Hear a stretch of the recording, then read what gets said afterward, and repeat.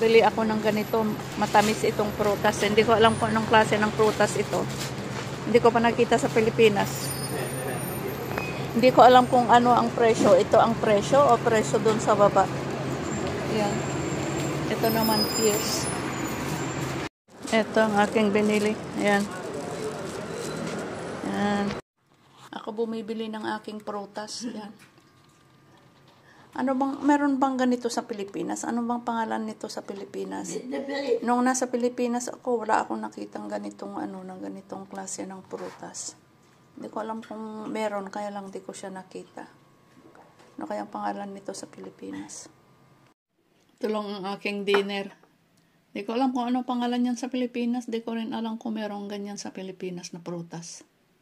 Ito lang ang aking dinner. Ito ang kakainin ko. Binilhan ko ng alaga ko ng falafel. Yun ang kanyang dinner. Ako naman ito.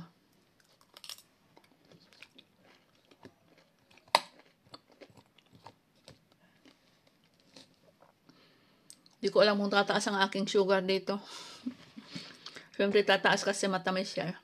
Matamis na masarap. Siyempre basta lahat ng matamis masarap. Magiging prutas man. O mga cake.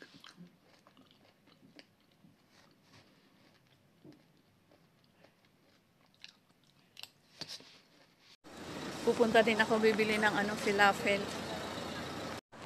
Daming tao paggabi dito.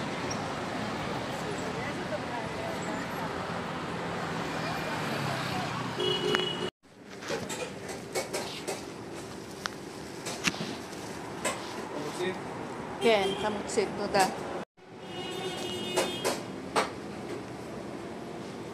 Ito yung kanilang falafel ang tawag nila dito. 20 shekel lang isa. Ito falafel.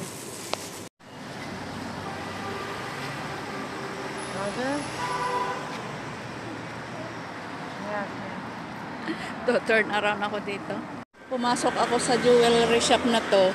Nagtanong ako kung may meron silang gold. Sabi nila wala daw. Gold store yun. Nung pumasok ako sabi nila daw mga silver. Silver ang benta niya na na mga jewelries. Ito yung binili ko na falafel. Papakita ko sa inyo kung ano ang falafel. Tinatawag na falafel yan. May mga falafel at saka chips at saka salad sa loob. May balls. Garbanzos, ano mong tawag doon? At saka pickles, at saka vegetable salad, and then chips. Potato chips. And then pita.